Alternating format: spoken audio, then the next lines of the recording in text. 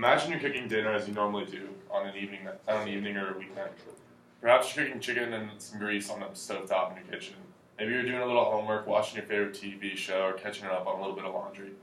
Next thing you know, you feel a warm sensation come over your body, and you see out of the corner of your eye a little bit of light. You look up and you realize, holy crap, my kitchen's on fire. What do? Is this bad enough where I call 911 and make a huge child out of myself? Should I pull the fire extinguisher and cause a huge spray to go everywhere and make my kitchen really dirty? Well, a lot of people that face these situations don't wake up expecting to face them that day. So, in my speech, I'm going to cover a little bit about that.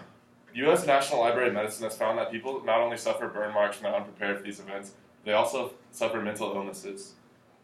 These mental illnesses can be categorized as acute stress disorder, suicidal ideation, depression, and post-traumatic stress disorder. My mother is an emergency room nurse in Overland Park, Kansas, and has scolded me many times about fire safety. She's even shown me examples of what happens when you're not prepared for a fire and when you don't know what to do. Unfortunately, these burn marks last for a lifetime, as well as mental illness. In order to gain a firm understanding of kitchen fires, you must learn about ways to prevent kitchen fires, how to recognize the kitchen fire is happening, and how to safely and properly put out the fire.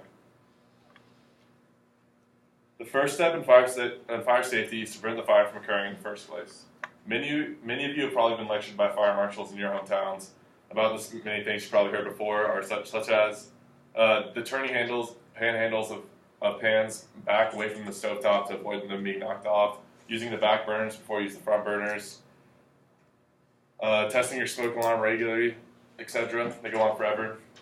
But there's honestly a lot more to it than that. The U.S. Fire Administration suggests that you monitor the grease in the pan and check for smoke and see if there's any flames building out.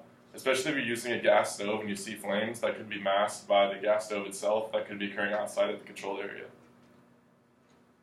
You also want to make sure you have proper firewalls in your kitchen, as a lot of houses are built with open floor plans and allows for the kitchen fires to spill out into living rooms and other parts of the house.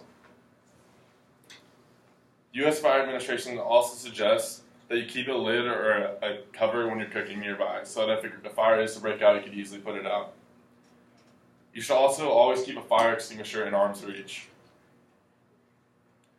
Unfortunately, most people don't know when the right time is to use the fire extinguisher because they want to avoid the mess that comes with it. And they also don't know the two most likely places for the fire to occur, which are in the kitchen, and more specifically in the kitchen, the stovetop and the oven. If you're cooking on a stovetop and you realize a fire is breaking out and it's in a controlled area, such as occurring in the pan, what you want to do is cover the stovetop with a lid. But if you weren't prepared and you don't have a lid, but you do have some a seasoning cabinet, you do have baking powder in the cabinet, you want to grab the baking powder and dump it on the fire and that'll put it out. And if you still aren't prepared for that, then you want to grab your fire extinguisher and properly use it. You never ever want to dump water on a grease fire, and I'll show you why.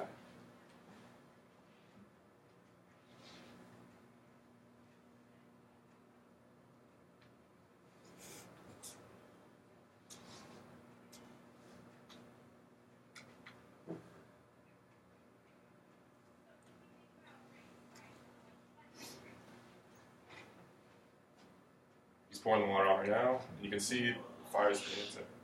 So you can imagine how the damage would be if that were to occur in your kitchen, and how catastrophic, and all the cabinets would probably immediately catch on fire, causing a massive fire to happen in your apartment. If the fire is uncontrolled, you want to immediately use the fire extinguisher and call 911. And when I say uncontrolled, I mean it is spread out beyond the area, beyond the service top, the stove top.